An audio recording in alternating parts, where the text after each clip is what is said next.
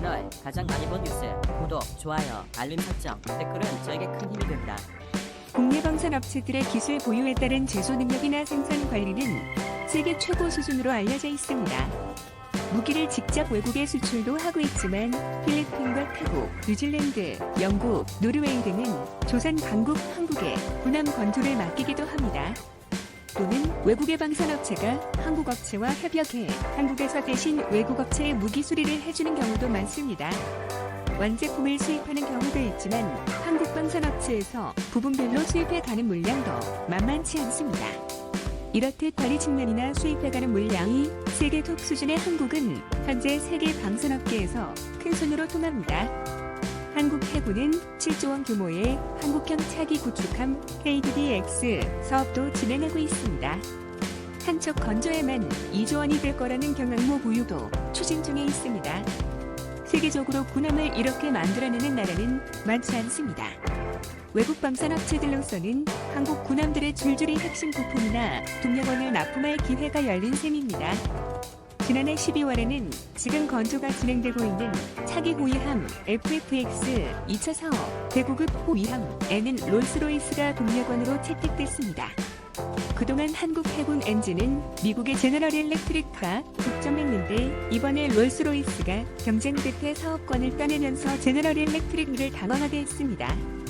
또 보잉의 AH-64의 아파치 헬기 36대를 추가 도입하기로 거의 결정이 됐습니다. 이렇게 되면 우리나라는 아파치 헬기만 총 72대를 운용하는 국가가 됩니다. 그럴 경우 미국 다음으로 많이 운용하는 국가가 됩니다. 이를 두고 일본과 중국까지 날카로운 반응을 보였다고 하니 얼마나 전력이 강화되는지 짐작이 됩니다. 이런 굵직한 것에 크고 작은 부품을 따지면 상당한 양을 수입되어 오고 있습니다. 이쯤 되면 큰소리 칠만 하지 않겠습니까? 유튜브 채널 가장 많이 본 뉴스, 좋아요와 구독은 영상 제작에 매우 큰 힘이 됩니다. 한국 시장을 놓고 거대 방산업체들이 달려들면서 치열한 로비가 지금도 벌어지고 있습니다.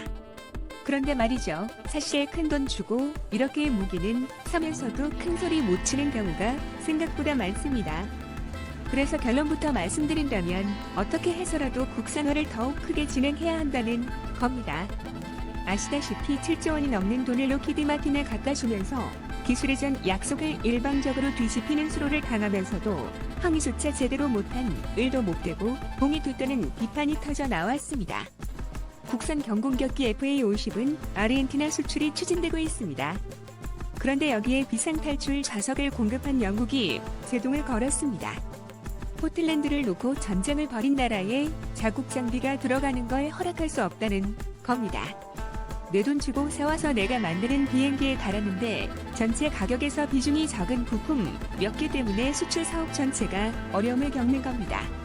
이 사례들을 두고 우리가 협상을 잘못했다고 단언할 수 있겠습니까? 그렇지 않습니다. F-35A도 F-15K도 그렇고 타이거 아이도 영국제 탈출 좌석도 딱히 대안이 없는 상황이었습니다. 최첨단 무기이면서 검증됐고 우리 기존 장비와 호환이 돼야 하고 따질 게 한둘이 아닌데 이것저것 충족하다 보면 선택의 품목이 좁아집니다. 그들도 팔아야 하겠지만 더 아쉬운 건 우리 쪽입니다. 그 제품 아니면 방법이 없으니 내 돈 갖다 주면서도 제발 팔아달라고 읍수하는 형상입니다. 판매는 개발사의 권한이 있는 게 아니라 해당 국가의 정부 차원에서 좌지우지할 수 있습니다. 국가 안보라는 이유입니다. 아마 그건 우리나라도 같은 입장일 겁니다. 그런데 문제는 여기서 그치지 않습니다. 자, 어떤 문제인가 짚어봅니다. 방위사업청의 2016년 국외 상업구매 하자 현황 분석 및 조치 계획 보고서에 따르면 우리 군이 그 당시까지 구매한 외산 무기 중 약 1,650억 원어치의 하자가 있는 것으로 조사됐습니다. 2011년 미국은 F-15K에 타이거 아이의 봉인이 훼손되고 센서 장치가 열려있다면서 이를 한미간 국가 문제로 빠져있습니다. 우리 측은 단지 실수였다고 했지만 미국은 봉인 훼손된 흔적이 있는 것으로 밀어내고 기술을 훔치려 했다는 의혹이 있다면서 강도 높은 정밀 조사를 했습니다. 우리가 뭐 일본인 줄 알고 막 대하는 것 같은데 여하튼 이는 굴욕적인 겁니다. 그런데 이와 별도로 타이거 아이는 지난 2009년 F-15K 전투기 1차 도입 때 10여 대를 구매해 사용해왔습니다.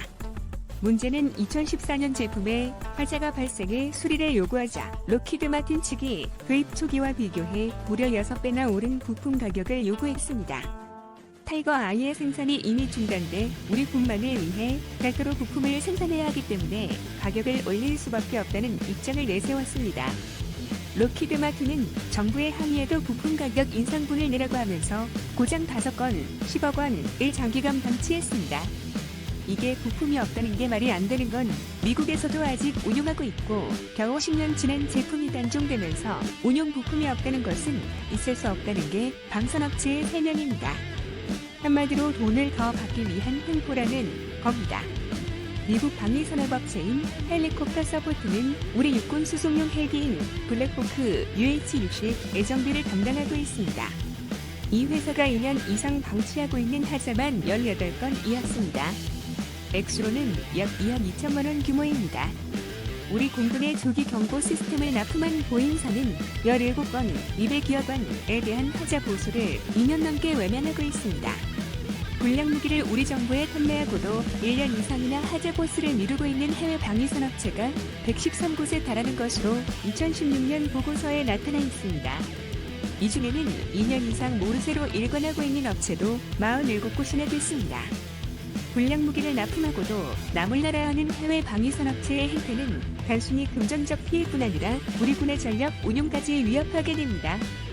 그러나 군 당국이 수입하는 외산 무기 중 상당수는 다른 제품으로 대체 불가능한 경우가 대부분입니다. 이런 식으로 하자보수 지원 등 해외 방산업체에 갑질의 고스란히 노출돼 있습니다. 방사청의 2016년 보고서에 따르면 해외 방산업체가 납품한 불량무기 중 문제를 해결하지 못한 하자 건수는 상반기 보고서에만 907건이었습니다. 금액 기준으로는 약 1,650억 원어치가 불량품인데 개별 기업이 아닌 판매국 정부가 품질을 보증하는 대외군사 판매 방식 구매품의 하자까지 포함할 경우 2,600억 원어치나 됩니다. 하자가 심각한 결함일 경우 해당 무기를 아예 사용할 수 없게 돼서 우리 군 전력 운용에 차질이 불가피해집니다. 단순 부품 하자에도 해당 기능 또는 무기 체계 전체가 사용 불가능해지는 경우가 적지 않습니다. 무기는 무기대로 엄청나게 구입하면서도 이리저리 끌려다녔습니다. 대한민국 약국 강아지인 줄 알고 있는 것 같습니다. 이렇게 지연되는 사례가 늘면서 전력 운용에까지 악영향을 미치자 방사청은 하자보수 문제 해결을 위해 직접 부품을 조달하거나 늑장 수리에 대해 손해배상을 청구하는 등 적극적인 대응에 나섰습니다. 지금은 하자보수가 지연될 경우 배상금을 부과하는 제도를 도입해 시행하고 있습니다. 수입 무기의 하자가 발생해 약속한 날짜까지 수리하지 못하면 지연된 날만큼 배상금을 청구하는 방침입니다. 방사청은 하자 보수에 소극적인 해외 방산업체에 납득할 만한 이유 없이 지체되거나 문제가 해소되지 않을 경우 다음 입찰 자격을 박탈함과 동시에 국제소송도 불사한다는 방침을 130개 하자 해외 방산업체에 통보했습니다. 소위 말해서 군기 잡기에 나선 것입니다. 이렇게 큰 소리 치게 된 데에는 여차하면 우리 기술로 개발해버리겠다는 으름장도 포함되어 있습니다.